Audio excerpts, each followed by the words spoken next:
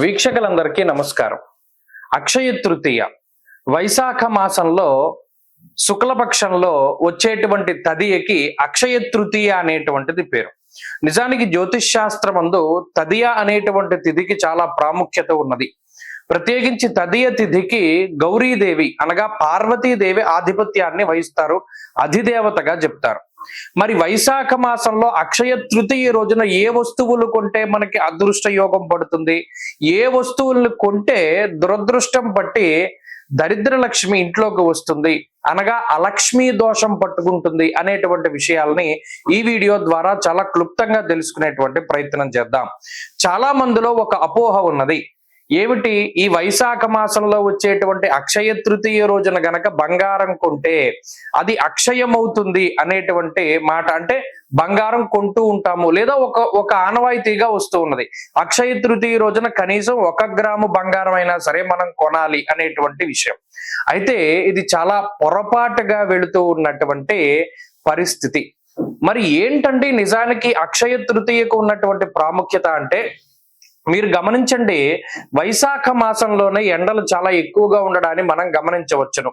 అలాగే వైశాఖ మాసం నుండే కొంత ఈ గ్రీష్మ ఋతువు, ఇక ఈ వైశాఖం పోతే గ్రీష్మ ఋతువు వస్తుంది కాబట్టి ఇది సంధికాలంలో ప్రత్యేకించి ఎండలు అప్పుడప్పుడే పెరుగుతూ ఉండేటువంటి పరిస్థితులు ఉంటాయి. అలాగే ఈ వైశాఖ శుద్ధ తృతీయ నాడే చందనోత్సవం చేస్తారు. ఎక్కడ? వరాహలక్ష్మీ నృసింహస్వామి దేవాలయం సింహాచలంలో స్వామివారికి చందనోత్సవం అంటే ఆ రోజే నిజరూప దర్శనాన్ని ఏర్పాటు చేసి మరలా చంద్రాన్ని పూస్తారు. అలాగే ఈ అక్షయ తృతీయ రోజునే పరశురాముడి యొక్క జయంతి.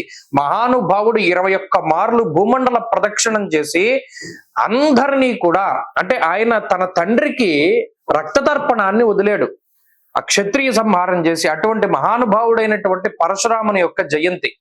అంతేకాకుండా అక్షయ తృతీయకి పురాణ గాథ కూడా ఒకటి చెప్పబడింది.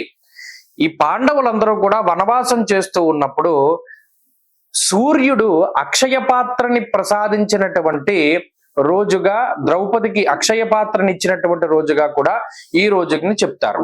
మీరు చూడండి, అక్షయ పాత్ర అంటే ఆ పాత్రలో ఏది వేసినా సరే అక్షయం అవుతూ ఉంటుంది. ఒక మెతుకు వేస్తే బోళ్ళంతా ఆహారం వస్తుంది. అలాగే ఈ అక్షయ తృతీయ రోజున చేసేటువంటి దానము అక్షయమైనటువంటి ఫలితాన్ని ఇస్తుంది. ఇక్కడ మనం గమనించాల్సిన విషయం ఏంటి అంటే, ఈ రోజు బంగారం కొనాలి, ఈ రోజు ఏమో డబ్బులు దాచుకోవాలి, ఈ రోజు బట్టలు కొనుక్కోవాలి, వీటికన్నా ఈ రోజుకు ఉండేటువంటి నిజమైన ప్రాశస్త్యం ఏమిటి అంటే, అక్షయ తృతీయ రోజు చేసేటువంటి దానము అక్షయమైనటువంటి ఫలితాన్ని ఇస్తుంది. ఈ రోజున ప్రత్యేకంగా కొన్ని వస్తువులను దానం చేయమని చెప్పారు. ఏంటండవి? ఈ కాలంలో వచ్చేటువంటి పండు, మామిడి పండు. ఈ కాలంలో కొంత గతంలో ఏంటంటే ఎండలు ఎక్కువగా ఉండేటువంటివి కాబట్టి ఒక విసనకర్ర, ఒక గొడుగు, అలాగే ఒక చల్లటి కుండలో నీరు, మజ్జిగ గాని నీళ్లు గాని ఒక కుండలో ఉంచి వాటిని దానం చేయమన్నారు. ఒక గొడుగు, పాదరక్షలు, అలాగే విసనకర్ర, మామిడి పండు, అలాగే మజ్జిగ లేదా మంచినీరు ఒక కుండలో వేసి, వీటిని ఎవరైతే ఈ వైశాఖ శుద్ధ తృతీయ రోజున దానం చేస్తారో వారు అక్షయమైనటువంటి ఫలితాన్ని పొందుతారు, అనంతమైనటువంటి పుణ్యరాశిని సంప్రాప్తం చేసుకుంటారు. అంతే తప్పితే బంగారం కొనడం వల్ల అదేం మన దగ్గర ఎల్లకాలము ఉండదు. ఎందుకంటే కలిస్వరూపమైనటువంటిది బంగారంగా చెప్తారు. మీరు గమనించండి, పురాణ గాథల్లో కూడా కలి ఎక్కడ ఉంటాడు? బంగారంలో ఉంటాను, తర్వాత ఏమో డబ్బుల్లో ఉంటాను, ఇలా చెప్తూ ఉంటాడు. కాబట్టి ఈ ఆనవాయితీ అన్నది మరి ఎక్కడ ప్రారంభమైందో తెలియదు కానీ అది తప్పు. అయితే ఈ రోజున పరశురాముడిని ఆరాధన చెయ్యాలి, విష్ణుమూర్తి యొక్క ఆరాధన చెయ్యాలి, అలాగే సూర్యారాధన చెయ్యాలి. ప్రత్యేకించి ద్రౌపదికి సూర్యుడు అక్షయ పాత్రనిచ్చినటువంటి విధానాన్ని మనం గుర్తుకు తెచ్చుకోవాలి. అలాగే ఈ రోజు చక్కగా వరాహలక్ష్మీ నృసింహస్వామి వారి యొక్క లక్ష్మీ నృసింహ కరావలంబ స్తోత్రాన్ని పారాయణం చెయ్యాలి. ఇవి నిజానికి అక్షయ తృతీయ రోజు చేయవలసినటువంటి పనులు. అయితే కొంతమంది నన్ను అడుగుతూ ఉంటారు, అక్షయ తృతీయ రోజున మరి ఏం కొనకూడదు, ఏం కొనచ్చండి అని. ఈ విషయం కూడా కొంతమంది అడుగుతూ ఉంటారు.